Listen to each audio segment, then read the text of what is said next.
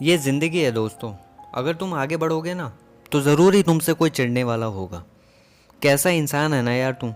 अगर इसको जानवर कह दिया जाए तो नाराज़ हो जाता है, अगर शेर कह दिया जाए तो खुश हो जाता है।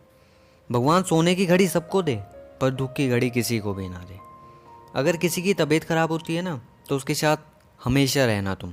नीयत ख़राब होती है ना तो उस साथ छोड़ देना उसका तुम। एक गांव में एक मूर्तिकार रहा करता था। वो बहुत अच्छी मूर्तियां बनाता था। कुछ टाइम बाद उसके घर में एक बच्चे का जन्म हुआ।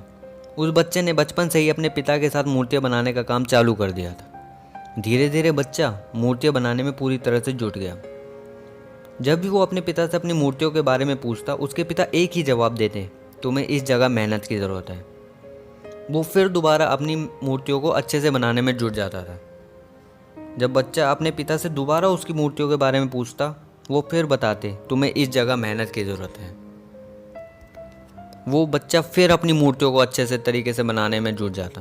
बाजार में पिता की बनाई हुई मूर्तियाँ उतने ही दाम में बिका रही थी, पर उसके बेटे की बनाई हुई मूर्तियाँ उसके पिता के बनाई हुई मूर्तियों के दाम से ज़्यादा बिक रही थी। जब वो अपने पिता से दोबारा अपनी मूर्तियों के बारे में पूछने गया तो उसके पिता ने दोबारा कहा कि तुम्हें अपनी मूर्तियों में और ज़्यादा मेहनत करने की ज़रूरत है। पर इस बार उसने अपने पिता को बोला, मेरी बनाई हुई मूर्तियाँ बिल्कुल परफेक्ट हैं और मेरी मूर्तियों को दाम आपकी मूर्तियों से ज़्यादा मिलता है। तब उसके पिता ने बिना कुछ कहे वहाँ से चले गए। कुछ टाइम बाद उसके बेटे की मूर्तियों के दाम कम होने लग गए। इससे परेशान होकर उसने अपने पिता से जाकर पूछा, ऐसा क्यों हो रहा है? पिताजी ने कहा, मुझे पता था ऐसा कुछ होने वाला है, क्योंकि कुछ साल पहले मेरे साथ भी ऐसा कुछ हो चुका है। बच्चे ने पूछा, आपने मुझे ये पहले क्यों नहीं बताया? फिर पिता ने जवाब दिया, जब जब तुम मुझसे अपनी मूर्तियों के बारे में पूछते हो तो जब मैं तुम्हें कुछ बताता था तो तुम अपनी मूर्तियों को और अच्छे तरीके से बनाने में जुट जाते थे और वह मूर्तियाँ और अच्छी बनती थी और अच्छे दाम पर भी बिकती थी। पर जिस दिन तुम सेटिस्फाइड हो गए कि मुझे और मेहनत करने की ज़रूरत नहीं है, मेरी मूर्तियाँ परफेक्ट बन रही है, उसी समय से लोगों का रुझान तुम्हारी मूर्तियों के प्रति कम हो गया।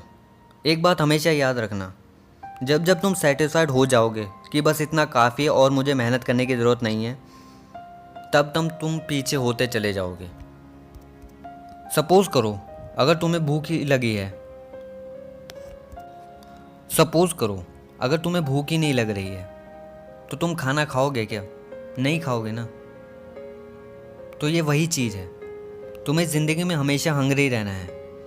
कभी भी ये नहीं समझना कि मेरे पास जो है काफ़ी है। जब तक तुम किसी चीज़ को पाने के लिए भूखे नहीं रहोगे तब तक उन चीज़ को तुम पा नहीं पाओगे, उस चीज़ में तुम सक्सेसफुल नहीं हो पाओगे। और जब तुम ये समझ जाओगे कि मेरे पास जितना है काफ़ी है, उसी टाइम तुम पीछे जाना चालू कर दोगे।